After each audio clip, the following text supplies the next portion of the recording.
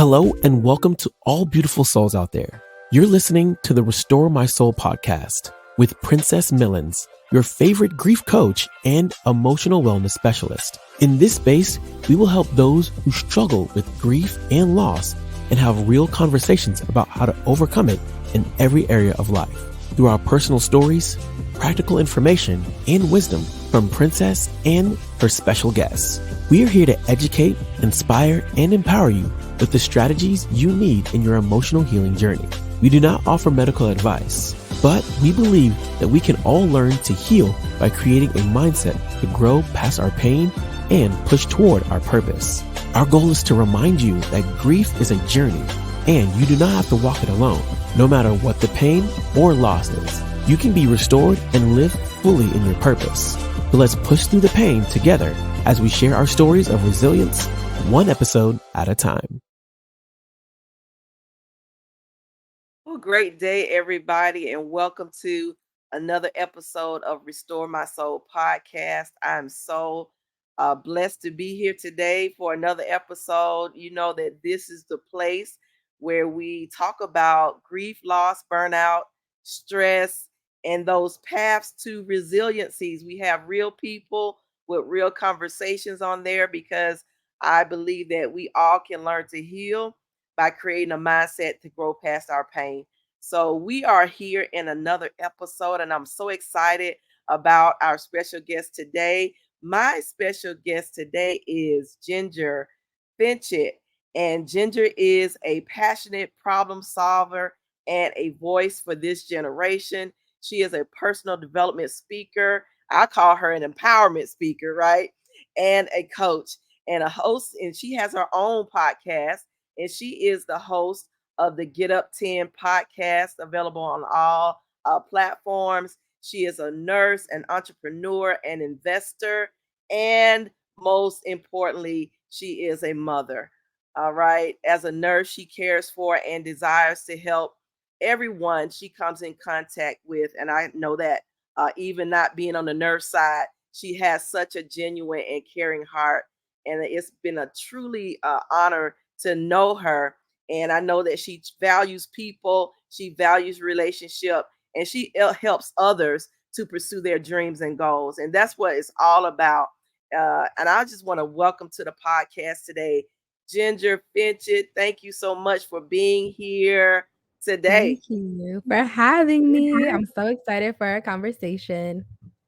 Absolutely. You know, I've been trying to get you on here. So now you're finally here. So now I know we're going to have some conversation about a lot of things and mostly about how we rediscover ourselves, right?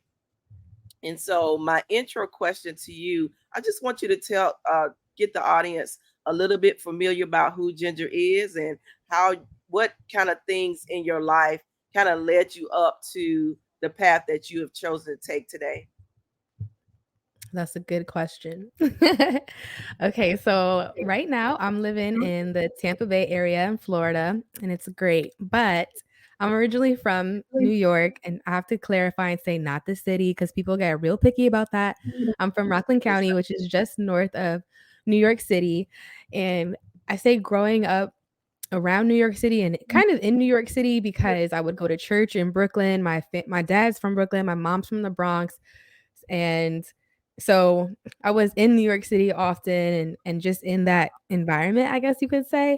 And it's definitely hustle and bustle. And if you can make it in New York, you can make it anywhere. So from a young age, I told myself, like, okay, I love what I see in New York and I want to live here.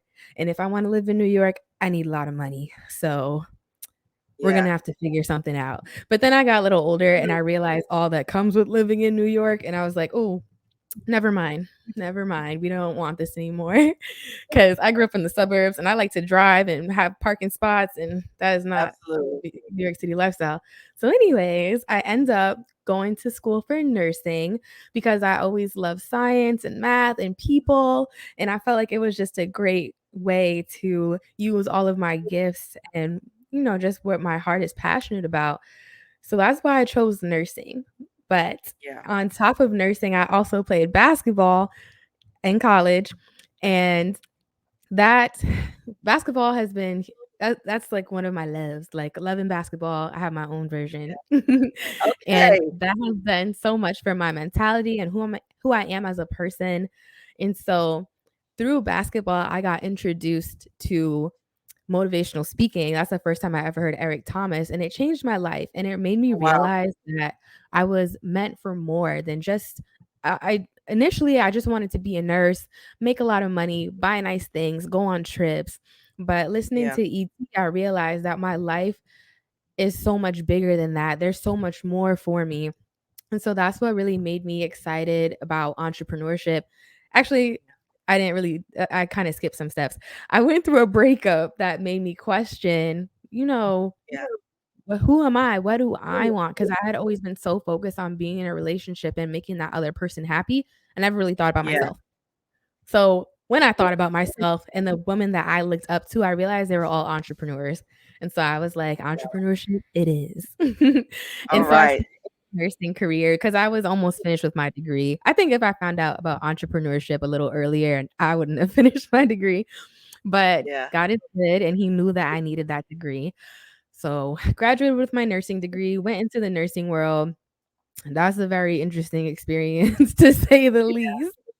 Absolutely. And I also found myself in an abusive relationship because even though I took the time to ask myself, who am I? What do I want? What do I value? What kind of man do I want? I wasn't really like fully living it out. Like I wrote it Mhm. down, but I didn't really ever go back to what I had written down. And I still very much wanted love, wanted to be somebody's wife. I thought I was so close to checking all the boxes off. I got my career, I just need my man, and then we can make some babies and we're good to go. So Okay. I just forced myself into this relationship and ended up being abusive. And so I had to leave that situation. And then at that Yeah. time, I was also now a mom. So yeah, Yeah. and there was a lot of getting back up because we definitely hit rock Yeah. bottom in so many ways. I had to bounce back to where I am here today with you in Well, good that's so spirits. wonderful. Yeah. Yes, because from your story, I don't know, Ginger, why I never knew that you were a nurse. Why did I never not know that? I don't know. But I anyway, don't lead with I that. digress. So I Yeah. agree. New York is so I had a pleasure to go to New York this year, and it was so awesome. Yeah. I was only there a couple of days, so don't beat me up. I know I didn't come see you, but next time I will. Um, but you have been through a journey of caring. I believe that the people who are anointed and they're gifted at nursing, you have to have a genuine heart to care. And sometimes our caring heart, it leads us to into these relationships, or it leads us into places where it's not suited for us, right? And so I heard you say about you wanted to get back to who you were. You wanted to make sure, and we all have this checklist, right? I know I had the same checklist. I don't know about anybody watching or listening, but I had the same checklist as far as if I have this, if I have that, have the right man, if I have this, and we have some babies, I'm good, right? And we have this checklist in our minds and in our hearts, and then it turns out that our life don't go that way, right? So in your relationships, what was the thing? Because again, we care so much, right? We care so much about people, sometimes neglecting our own self, right? What was the thing that in your relationship that probably caused that pattern, you think, that you were even attracted to someone who may not have been the right person for you? Because I think sometimes we can get into a pattern. Did you see yourself going into a pattern of relationships like this? Or was it something that just kind of came out of the blue? Oh, no, it's definitely a pattern, a Yeah. cycle, and I would say like a downward spiral because it starts off Mhm. not Wow. as bad, and then it's weird because it's like it gets better and worse. It gets better in the way that you tell yourself, oh, well, this guy's better than the last guy, but it gets Mm, worse in the way that we're still not going in the right direction. We're going in the right. opposite direction of where we need to be going. And I trace back my downward spiral, as I call it, um, honestly, back to middle school. I Mm, I was the type of girl I don't know. As a young girl, like in kindergarten, I was already like looking for my husband. I go had a ahead, crush Ginger. on every little boy in my class. Like, if I like one thing about you, you're my crush. It was that Oh simple my to my goodness. 4 or Yes, I 5-year-old was the same brain. way. Yeah, and so fast forward to middle school when things are a little bit more not more serious, but you're more aware of, like, dating and relationships. I found myself in a relationship with this guy, and I wanted to prove myself to him that I wasn't just, like, a goody two shoes and I knew some things. Um, Yeah, honestly, knew some things sexually because I wanna be transparent. I wanted to prove myself in that way. And so even though I didn't go all the way with him, I think that relationship was like my first kiss. And then from the next relationship, we did a little more. And the next guy, we did a little more. And I just found myself in these relationships where I just wanted to be married so bad. And as long as you agreed to my terms at the time, which exactly. usually was just like, okay, you know about God and you want to get married too. And at first, I didn't have any boundaries around physically, but then I tried to. So I was like, "Okay, you know about God and you're a decent guy and you're willing to wait till marriage? Okay, cool." Even like they'll say that, but do they really mean it is another question. And so I just saw that pattern, and another pattern was just me going above and beyond. I never really sat back to let a guy chase me, or not Yeah, even chase me, but pursue me is really the word. I never yeah, really let a guy pursue me. I was always the one, like, meeting driving to wherever he's at, picking him up, meeting up with him, and I never really let a man put forth effort to absolutely. earn me. And Yeah. so when I met my daughter's father, I was in an angry space, and I can talk about this from in hindsight now that I was definitely angry and entitled. I didn't really have a real reason to be upset, but at the time, my reasoning to be upset was very valid to me in that version Mhm. of myself. And so I had just graduated college. I'm making good money as a nurse, and I didn't have a car, and that really bothered me because I wasn't in the position financially just yet to get my own car, and I didn't have my parents that I could rely on either to help me out, unfortunately. And so I was mad at them because mommy and daddy couldn't just buy me a new car. I was frustrated because I wanted to go places, I wanted to do things. I'm a woman now, I got a college degree, and I couldn't. But Yeah, I know that God needed me in that season because He had things to show me. But yeah, that was my mentality. I was angry, I was upset, I was trying to do my own thing as a young woman. And so as an angry person at the time, because I'm not in general, I'm not an angry person. I do not like to be angry. But in that season I was, and so I attracted an angry person. mhm. And yeah, that was crazy because That's I remember important to being know. yeah. I remember being in my marriage and I looked at how this man was acting, how this man treated me, and I was confused because I was like, relationships are supposed to be a reflection of us, of ourselves, and I'm Mhm. looking at this man and he don't look like me. I don't act like that. So, I was confused, but I know it's 'cause at the time, it was that anger, that familiar spirit that connected. Yeah. Yeah, but that seems like, a very reflective moment because sometimes we're not able to see that, and it was great that you were able to see that. Our boundaries, I think, or the things that we create for ourselves are, can be sometimes twisted in what we think, things how things should be, and I believe the cycle, sometimes it begins and ends with rejection or a spirit of abandonment and things like that, or the things that we feel that we deserve and what we desire so much, and it'll cause us to go down this path of, just anybody, anybody who will love me and make me feel a certain type of way, you know, Yeah. they good, right? But it is so important. This is what I've learned. It's so important to create those boundaries that not only keeps out, because I always teach boundaries don't necessarily keep people out. It shows people how to treat you, right?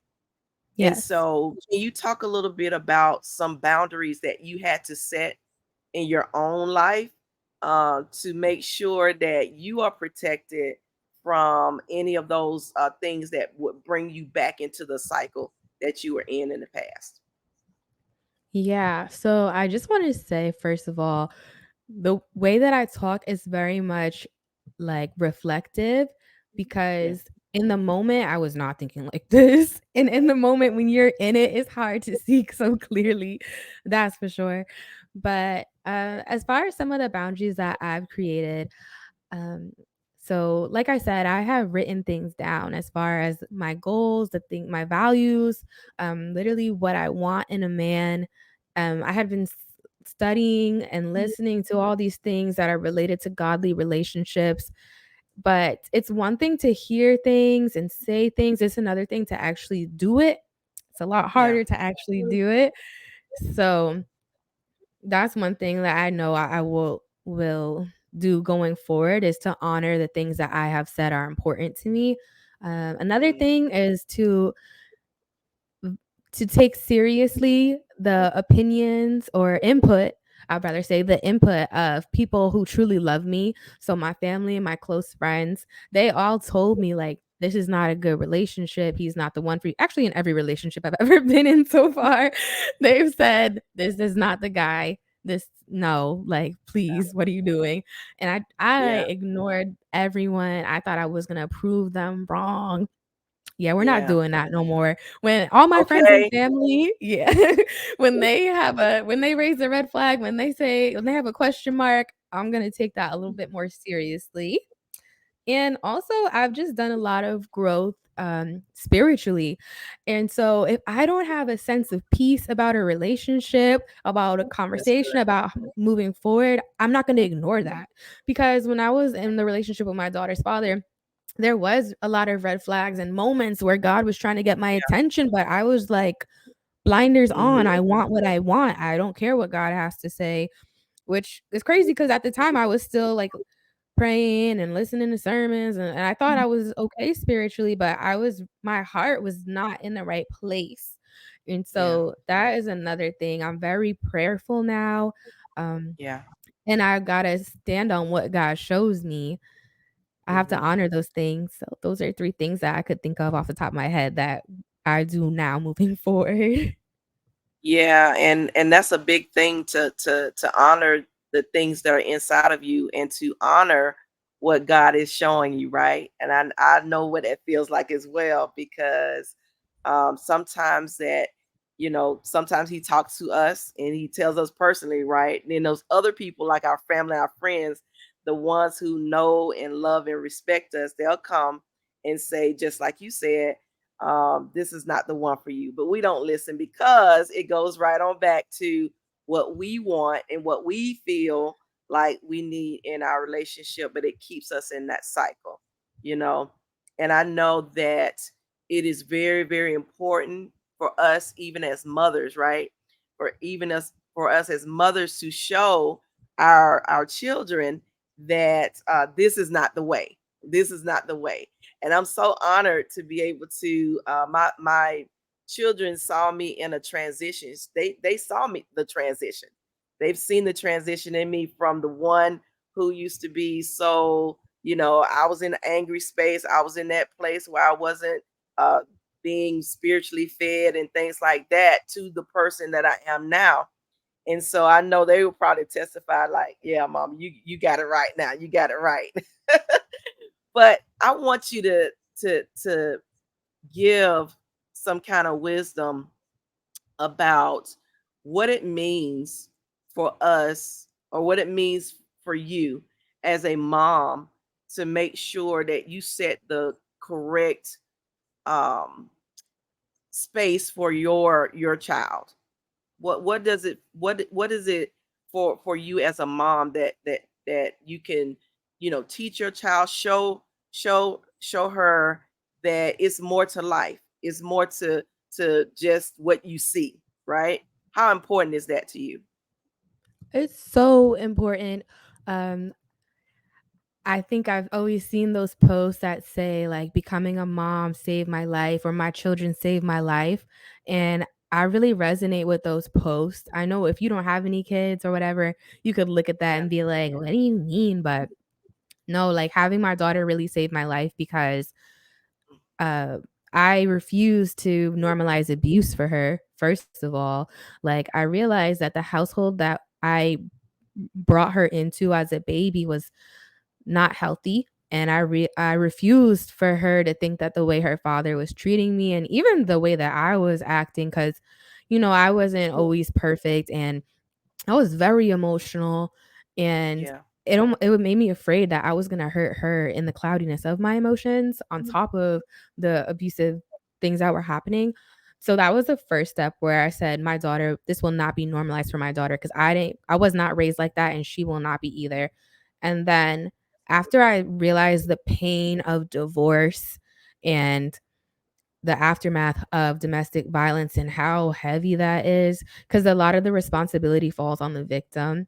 So when I Yeah. realized like how it was painful, and I was like, "I'm getting a reward for this pain. Like, this pain is gonna birth some Absolutely. purpose. Like, these wounds are coming with some wisdom. Like, this is not where it ends." And that really lit a fire under me as well to really take my purpose seriously and the things that God has put on my heart. And furthermore, I wanted my daughter to see that your dreams are so important, and you don't have to just have a average life or just get a job and keep your head Mhm. down. Like, no, you were put on this earth for a purpose. You're a world changer. There is something in you that God needs out. And so motherhood really put a fire underneath me to realize my dreams and stop playing around with my purpose and my dreams, because I needed to show my daughter that whatever Mhm. God puts on your heart, as long as you're in agreement with him and you're submitted to him, like, it can happen. And so that really helped me to take my entrepreneurial dreams more seriously to where I am Yeah. today, because I know that she's watching me and I want her to see, like, yeah, mom did it. She didn't it wasn't always easy. She wasn't perfect every day. Some days she cried, some days she laid in the bed, but I see my mom and I see her on stages speaking. I see her recording her podcast. I see her flying to events. I see her buying properties. I'm speaking that into existence because I need her to Come on. know that there's better than, I don't know. People are so quick to throw average on you or subpar, and I'm like, no, thank you. So motherhood really is another level of accountability for sure, because I Yeah. know that she's watching me and my actions more than what I say. Absolutely. And it's so important because, whatever generational thing that we see, or the hindrances that we've seen in our family generation line, I say that it stops with me. Yeah. We're not going to have that poverty mindset. We're not going to have No. the mindset where we can only just do this one thing and live in a box. You know what I'm saying? So it's so important that we teach our children the way that they should go, like the Bible says, and when they get old, they will not depart, right? And that stops the generation. I believe that stops the generational curses, the generational things that has happened throughout your bloodline or whatever the case is. It could be somewhere in somebody's family that alcoholism, drug addicts, all throughout the bloodline, but it has to stop somewhere. And why not with us? Why not someone in the family making a decision that we're not going to go through abusive relationships anymore? We're not going to just settle for less anymore. We're not going to do these things. And so that we can birth the next generation that will have that growth mindset, right? So Exactly. this has been such a great conversation, Ginger. I'm just gonna leave everybody with this is I want you to give just one thing to encourage the young mothers out there, the people that might be listening that are in emotional or domestic violence situations. Give them some encouragement. What would you say to encourage them today? I think my favorite thing to remind people of is that you are worthy and you are valuable. Whatever situation that you're in, however you're feeling, the change, the shift, it starts with you. So I need you to know that you are worthy and you are valuable. Absolutely. Well, thank you so much, Ginger, for being here on this episode. I pray that everything that your heart desires, that you continue to get it in your life, and so that you and your line, you're not just your daughter, but your children's children, right, is Yes. blessed. All right. Thank So you. before we leave, I want you to tell everybody how to connect with you, where to find you on social media, and all the things. Yes. Okay. My favorite place to send people is Instagram. So my Instagram is Ginger and Fit. It's just the first three letters of my last name. So Fit. And then I do have a website, gingerfitchett.com. And there you can find out more about my podcast. You could send me a message. If you are interested in having me at any of your events, there's a form. It's all there. So, yeah. And I'm on Facebook and LinkedIn and everything, TikTok. I'm forgetting one, but I'm on pretty much everything under my name. All right. Well, thank you again, Ginger, for being here. It was awesome to do this episode with you. Thank you. Well, that's another episode, everybody. Thank you for joining us today on another episode of Restore My Soul podcast. Don't forget to follow me on all social media at Princess Millens and my website at princessmillens.com. You remember that grief is a journey, but you don't have to walk it alone. I will see you in the next episode of the Restore My Soul podcast. Thank you for joining another episode of Restore My Soul podcast. Be sure to listen and watch each week as we continue the conversation on how to bounce back from the setback of grief and loss and to become resilient so that you too can thrive in life. Don't forget to like and subscribe so that you don't miss out on any new episodes, and share this with as many people as possible so they can be encouraged in their emotional wellness journey. We invite you to follow Princess Millens on all social media platforms and on the website at princessmillens.com. Thank you for listening, and we'll see you in the next episode of the Restore My Soul